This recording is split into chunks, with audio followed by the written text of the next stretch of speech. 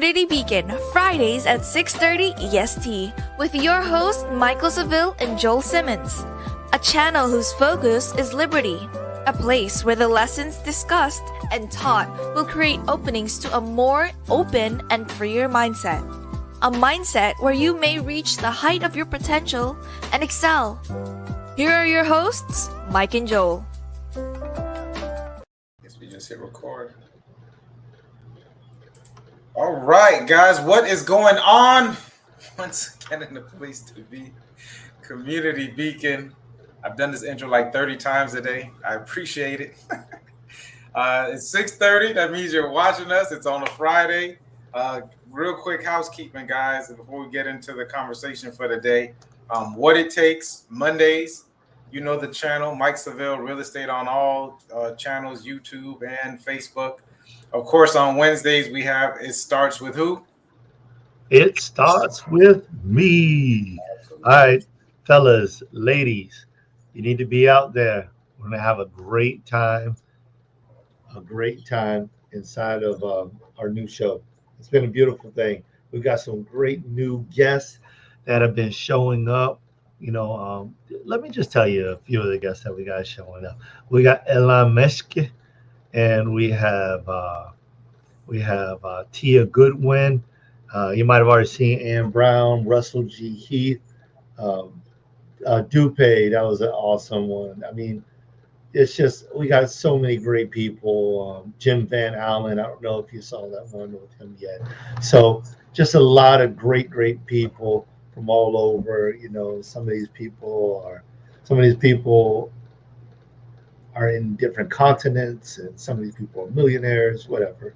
They're people, and they're here to share their story. So jump on in, have a good time with us, and get your encouragement. The Tenacity Foundation, that's where you could find it, bro. You all find Tenacity Foundation. They're dropping new episodes at 12:30. Before I start the last show, the Male Perspective, guys, go check it out. Male Perspective YouTube channel. What day? Man, I don't know. Whenever Beethoven wants to drop it. Is that how it works? Yeah. I know we film it on a certain day, but I know he does a lot of teases and those 1 minute shorts and clips before he drops the episodes. But if you go to the Male Perspective, go subscribe. Actually, go subscribe to all of these different channels and hit the bell, that notification bell. That way, when it drops, you're at least notified about it. Definitely this show, Community Beacon, if you're watching it now, continue watching 6:30 every Friday. And this month and for the last couple of weeks, we've been talking about effective communication, negotiations, some awesome jam-packed episodes filled with a lot of information. And tonight it will be no different. Here's one of the huge is the tone. Man, I'm huge with my numbers, so you all forgive me. When we're talking about the communication, it's 7% are the words.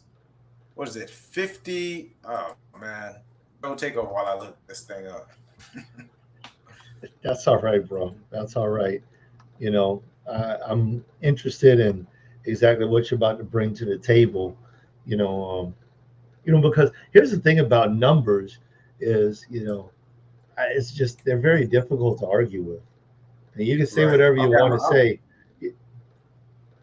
I'm ready. When you have those numbers, it definitely makes a huge difference in the perspective that we have. You can always change the numbers, right? Add more people. So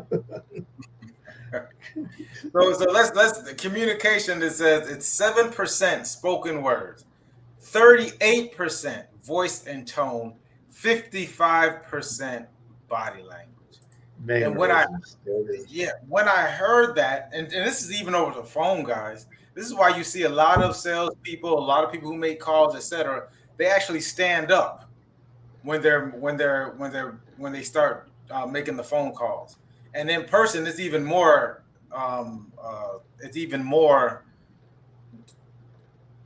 Out there seen. You know what I mean? Depending on people's body language, how far their hands go out. If they're up here, then they making themselves bigger. People who tend to be meek they close their bodies up a little bit.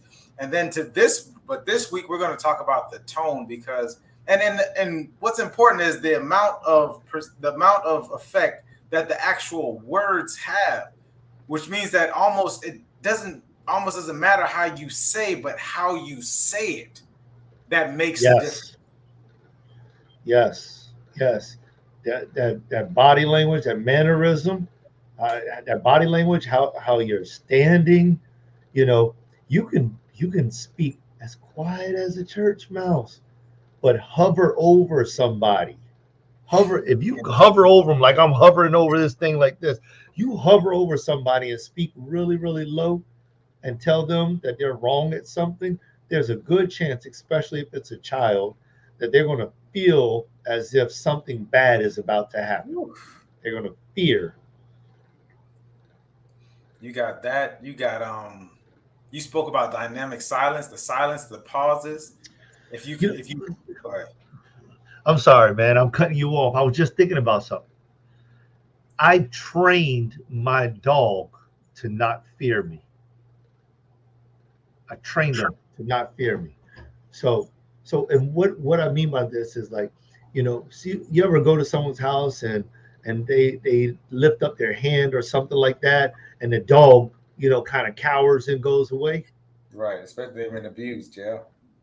Especially if they've been abused.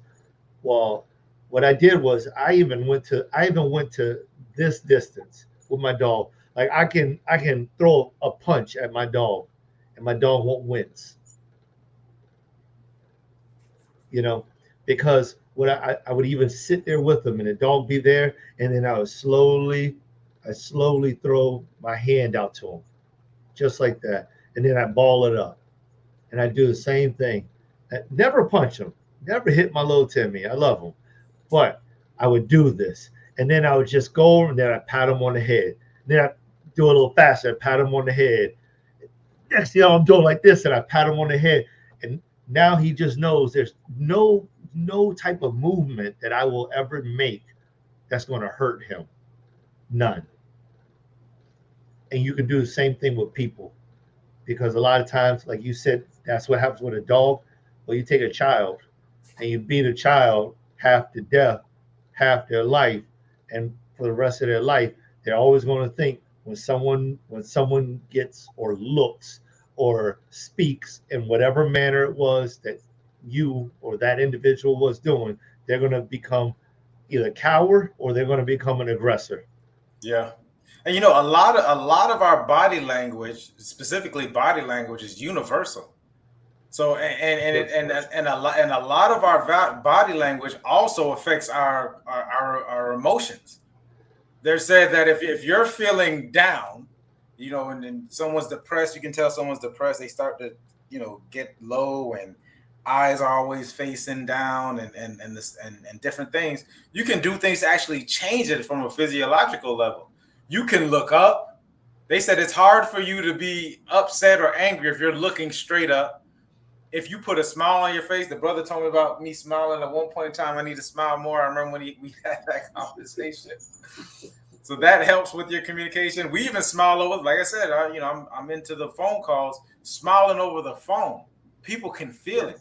And actually, when you're making a phone call, the smiles and your gestures, like you still do the curious, you put your hand on your chin, it makes you come off as serious. Although these people aren't looking at you, but it comes through in your voice.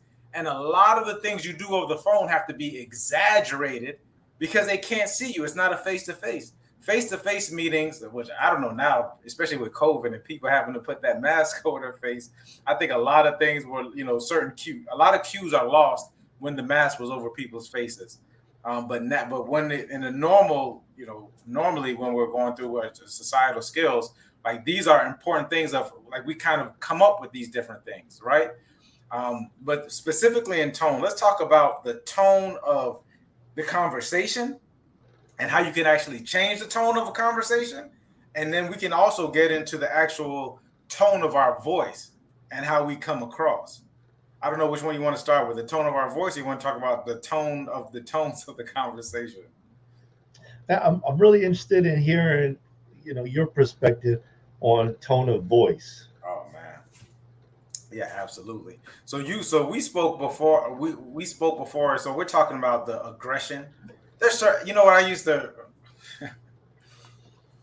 It's interesting in society, um, especially in the facial features of how you can do certain things in your face that can come across as aggressive.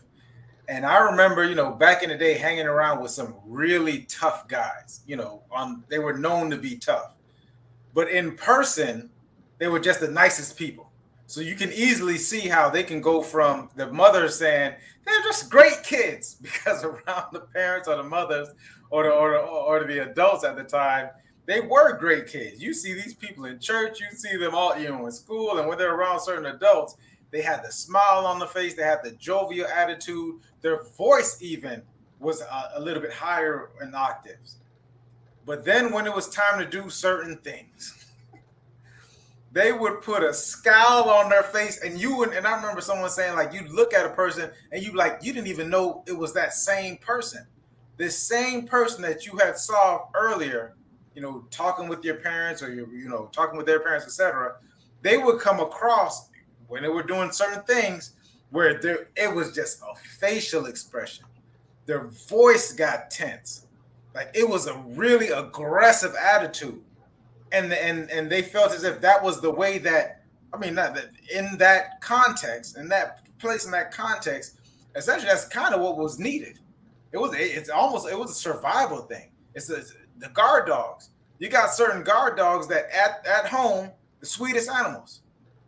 But then when they're given that command, they turn into a different dog, right? That only the handler wants to be around. The handler, it's not the same dog at home with the handler because the kids are there, as opposed to the context they have when they go out. So when we start talking about the voice, and once again, phone sales, I remember when I first started, it comes across so easy that you understand how long your conversations are. And so I even have like a phone voice at times where I have to slow my cadence down. I have to smile while I'm on the phone. I have to emphasize certain words, even parts of words, because there's certain sentences that you can say, the way that you say it, it can have like 4 or 5 different meanings, or the person can take it a certain kind of way. When you go to the next level of effective communication is really dissecting the other person's personalities. You all hear me talk about, I talk about the DISC personality a lot, which you have your driver, you have your expressive, you have your amiable, and you have your analytical. And you talk with these people totally different. Drivers like myself, we just get straight to the point. We get straight to the point. Now, this can come off rude if I'm talking to an expressive, because an expressive has to, they're the ones that are always talking. They're the ones that they have to flower up the conversations. They wear these bright, they tend to wear bright colored clothes or things that stick out. Then you have the amiable. And here's the crazy thing. You want to get a lot of canceled appointments. Most of your canceled appointments are going to come from amiables because they just want to get along. And they will tell you yes until they would, whatever you say, yes, you're right. Okay, so we'll have an appointment. You schedule an appointment with that amiable, and they'll ghost you. The amiables will be the first ones to ghost you. Amiables will be the ones that write you an email and say, I'm not going to make it, or a text message and say I'm not going to make it. You tend to get a lot of that from amiables. And then you also have the analyticals. Analyticals just need you to back stuff up with evidence. And what I've also figured out with the analyticals is you kind of have to allow them to give you the information. So I can talk to them and make sure all of your numbers are correct as well. But even your numbers being correct, because they're going to analyze and overanalyze, they're the source of a lot of canceled appointments as well, because they're going to go and check these numbers against whatever numbers they want to check them against. So be careful with the numbers that you do.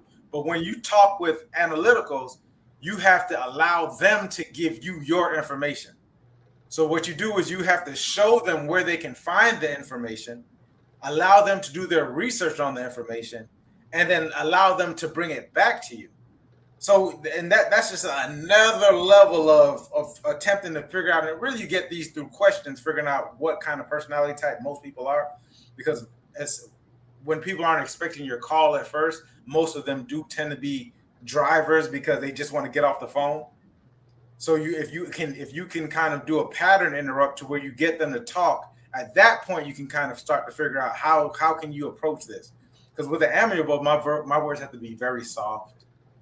I have to talk very slow. I have to, there's probably a lot more chuckling involved with the amiable. There's more that give and take of letting them get their feelings out and them, because they want a connection. Whereas the driver is like, what is this about? What is this about? Okay, so how can you help me? Your sentences start to get shorter. You still have to allow them to get their point across as the driver. But these are just these intricate, because you spoke about intricate ways of watching people and how you listen to them. For people, when you're in sales, these are these intricate ways of getting better sales. Because essentially each file, which we tend to be, that we tend to do it the way that we are. You may not have like a driver. There's only 6 to 9% of people in the world that are drivers. So that means that only 6 to 9% of people are actually collaborating with me, right? If I just continue to be a driver, I immediately had to understand how to be tactful dealing with different people. I immediately had to say, okay, this is an expressive. Okay, let me let this person talk. And then you interject every now and then just to give them something else to talk about. You want to ask these questions and you want to go down this line with them, but you have to give them time to talk. That's where the listening came in. And the analytical, which I'm, under pressure, I do turn to be an analytical. I really love numbers as well. So I don't mind going back and forth with numbers. But if you're just one or the other, you're going to miss out on a lot of different conversations. And really, it's not even about sales. It's about connecting. Like, how can I connect with all these different people? As a driver, that's almost 90+% of the population that does not want to be a driver. They're like, this is where I used to get, man, Michael, you just run over people. Like, you just come and you just run. And I'm just like, but this is just the way it is. And there's no other way about it. And I don't even understand why we have to have these long, drawn out conversations. However, you do, because you want to connect at a higher level with these different people. I mean, I personally think that life is definitely about people. At one of the highest priorities or values of life being about people. And not only that, what about your family members? Like, I can tell, like, Elijah's probably with me anyways, he's an amiable, right? I can see him being more expressive when he's around his friends, because we do have these two different dynamics of personalities that we have, And then I would think that most kids are amiables with their parents. Right? Like, most kids tend to be amiable because they just want to get along to get along. We want to get along with our parents. And then some kids tend to come out as their expressive side. Some kids just do remain amiables. There's more amiables than anything else in this world. Most people, that's where you hear this, like, most people don't want arguments. Most people don't want to argue with other people. They just want to get along. Okay, yeah, you're right. This carrot cake is great. The whole time they're allergic to carrot cake. They're allergic to carrot. Yeah, this tastes good. Not many people want to say, this is terrible. Which I'm laughing. My driver's side came out this morning. I was on a conversation I was doing a mastermind with a couple of other realtors. And there's a guy, shouts out to Pat. He's in Philadelphia, really great realtor. Pat's like, he's, in his 50s. And he said, well, Mike, don't you think? And so he uses what in sales they call tie downs. That's the school of sales where it comes from, where you tie people down by getting them to say correct, and they'll say yes, and they just agree with you. That really doesn't. It's tougher on drivers, because drivers will give you pushback, which, like I said, I'm a driver. So it's like, Mike, don't you think? And I was like, no, I don't think. There was another guy on the phone with George. Shouts out to George, excellent realtor in Orlando, who tends to be an amiable. And at the end of the conversation, I came back to Pat. I was like, Pat, listen, don't take anything that I say, that being hurtful, whatever, because he was thinking about something that happened. He's an analytical, something that happened like a week ago. And George, being an amiable, was like, yeah, you guys, that masculine alpha kind of came out, and I didn't know where to go with it. And now, because he wants everyone to be okay. By the time the conversation ends and the mastermind ends, George is really vested in everything being okay. Me as a driver, like, I don't care one way or the other. Like, technically, I'm just like, I hope he gets it. You know what I mean? And Pat really, analyticals really don't. It doesn't matter to them. I wasn't going to change his stance. That entire conversation was not effective communication at all. I was having a Mike moment. I wasn't being empathetic. I was being a Mike driver, which is just like this. I don't care. Like, no, I don't. No, that's not correct. And I probably was doing it intentionally, just to get a ride. We spoke about that in another episode. I was, because I wanted to get my point across. However, once again, guys, that's not effective communication. I realized it, but it happens. I'm a work in progress. But that's, once again, another level to the communication. And so I said all that to say this: we can continuously work on our communication, and this is a forever thing, because even though we try to categorize it into these 4 different profiles, right? There's different contexts, there's different emotions, people are people, there's different cultures, there's different this. So you can always get better at communication. There's always something to learn. And this is like one of the most valuable skill sets that you can have. The very first episode, and I'll end it here, brother. The very first episode, we spoke about when does the communication start, or negotiation start, or mediation starts. And then we mentioned that it starts at home. I would go even further, that it starts inside of yourself, because we're always negotiating with ourselves. We're always mediating with ourselves. We're always trying to get our own point of view across, but it starts within ourselves first, and then it kind of goes out. And the more effective we are with negotiating with ourselves, when do we say something? When do we not say something? How do we get this information across, essentially? Because we want to get, hopefully we want to get some information across. What are we doing with it? If we start here with ourselves, with the great effective negotiation and getting better at that skill level, I mean, this world will be, you just do better in life. Yeah, I definitely agree with that. Anna even said, man, Mike's words are so solid, his facts are solid.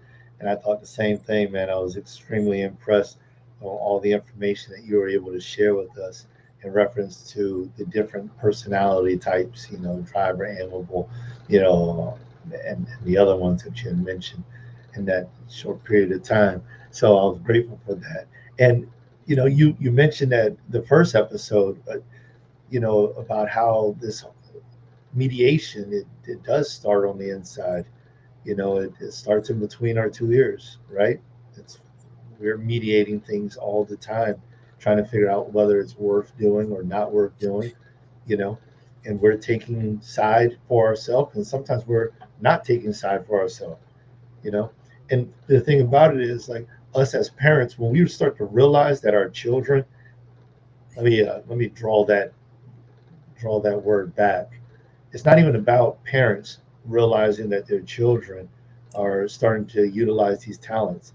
It's about knowing that within inside of yourself, and if you have children, giving them the opportunity to actually grow, give them the opportunity to be, so many times children don't get the opportunity to be until they get much, much older.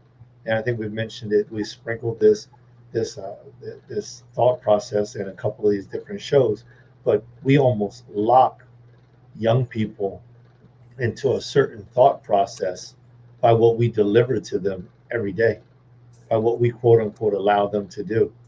And there was something special that you had said earlier, Mike, when you were talking about how when it's an analytical person, how you have to give them the information and allow them, and then let them bring it to you. This is something very key that I do with my children, especially with my youngest, with Jonah especially. And this is only because I've learned so much after raising 2 other young ladies, and it was that. And Jonah is he's a cloth of a, he's a piece of another.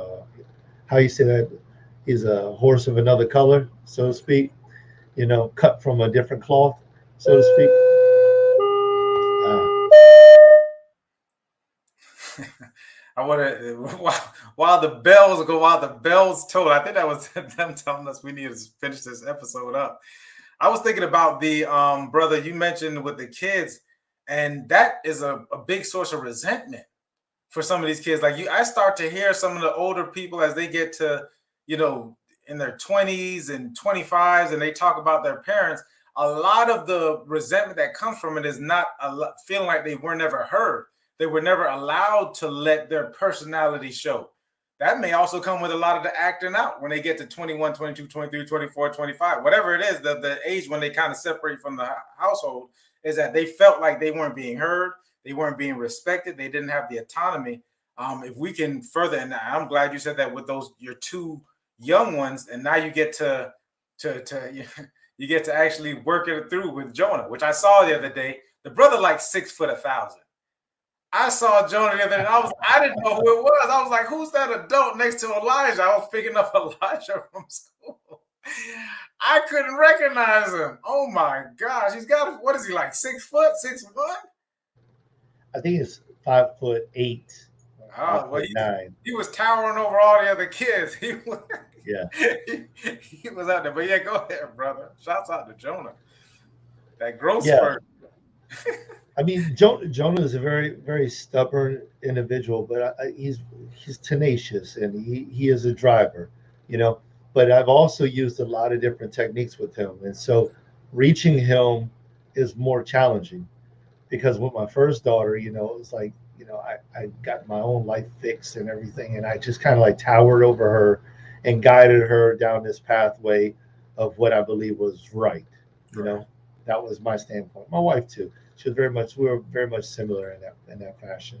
And then she left, and it was like, oh my gosh, I'm tired.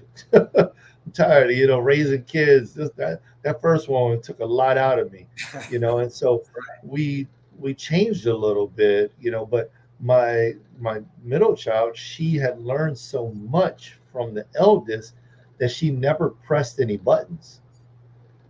Okay. So we didn't have to be concerned with anything. She was easy to raise. She never pressed any buttons, because the oldest had always told her, don't do this because this will happen. Don't do this because this will happen. And obviously that's a negative thought process, but we had helped her to develop it, and that was part of the culture in the first child. Now in the second child, since she has learned, she just took all the advice of her older sister, who was coaching her through life, and she managed to just kind of like ease on through without any difficulty. And then here comes Jonah, who is totally different. He's like, nah, I'm just going to do anything my own way. I put a hat on him. This one I knew Jonah was different. I put the ball cap on him front way, 2 or 3 years of age.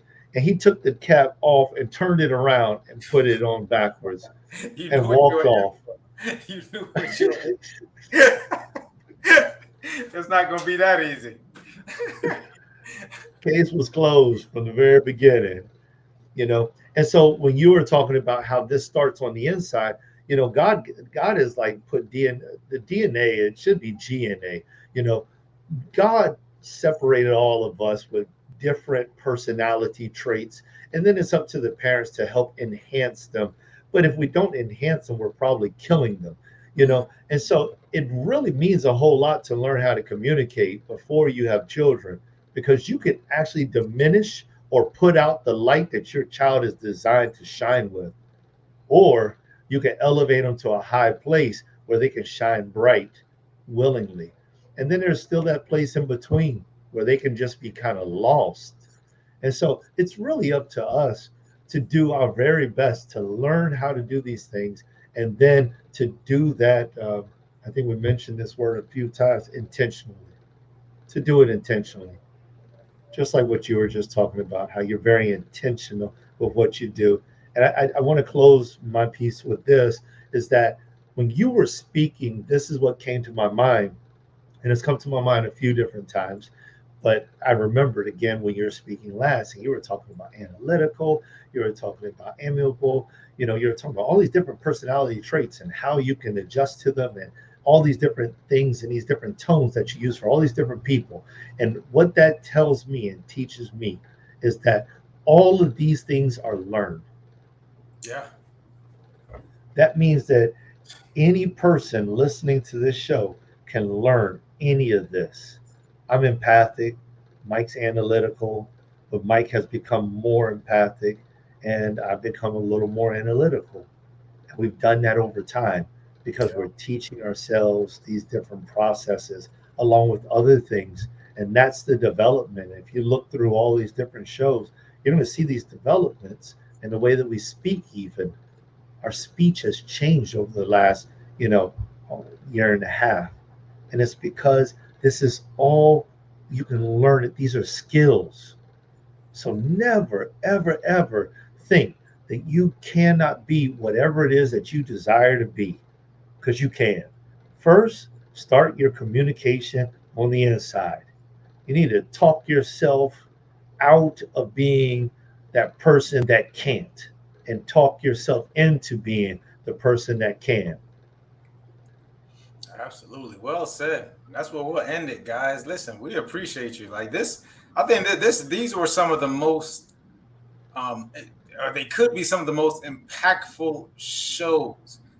Some real quick resources, guys. Toastmasters. I can't say it enough. Toastmasters. I want to say Keep us maybe, up. yeah, maybe around $200 a year. You Yes. can't find a better investment bang for your buck than that.